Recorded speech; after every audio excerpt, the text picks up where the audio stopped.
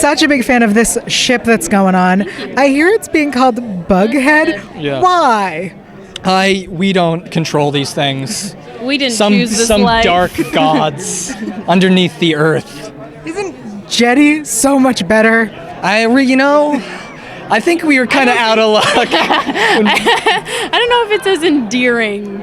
Bughead, like it's cute. I don't go like A little Jetty. bug's head. Cute. Yeah. All right, well, let's talk about Jughead for a sec. We're kind of getting a little backstory. Right. We know about his family a little bit. Are we going to get to meet the rest of his family? Are we going to meet his sister? Not in season 1. No. Way to kill my... I'm just gonna step on that bug's head right now. So good. No, but his family becomes one of the primary narratives, really, of the rest of the season. I mean, Jughead's like an old automobile in terms of narrative. He starts pretty slow, but then once he starts picking up speed, it's just you can't stop it because the brakes are off. What a beautiful metaphor. Right, exactly. So his family life and his origin story kind of become one of the main investigations. I really love that on this show in Riverdale, the teens are the adults, and the adults are little whiny children. Yes. You're right. Yeah. What is it like being an adult surrounded by adults who suck? Ooh. Wow. Should try child acting.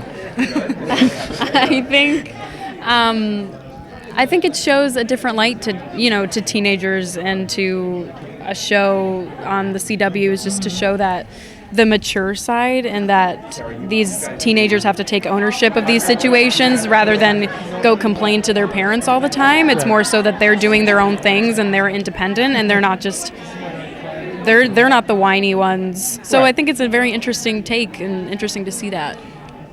Yeah, I mean, I think it's an important perspective to have for our audience too. It's when I was 16, 17, I felt that way. I felt like I was truly the mature one, and I was surrounded by people who were not qualified in some sort of way. And I think that's kind of the nature of the perspective that we're trying to put across, is that this is a show from the perspective of the teens and the adults in Riverdale, but they both have problems. They're not illegitimate. They're realistic problems. They're qualifiable problems. It's not something to joke or laugh about. It's to call it something like a teen drama would trivialize the fact that these are human agents in situations that are bearing down upon them, and I think it's important to show that kind of perspective. Absolutely. I think one of my favorite things about the show is that when the children suspect the adult of something, they don't go, we're gonna get down to this and do it, and never ask them anything. The kids go to the adults and say, well, did you kill Jason? Yeah. Speaking of killing Jason, I have a theory. Yeah, let's hear it. Betty.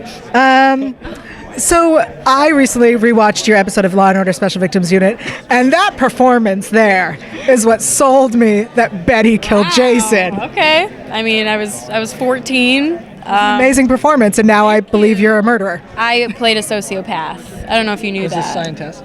Shut. He found. Never mind. I mean, interesting theory. I feel like a lot of people think Betty is the killer because she has this dark side that we saw in episode 3, and they're like, there's something going on with that girl. So I mean, I don't know.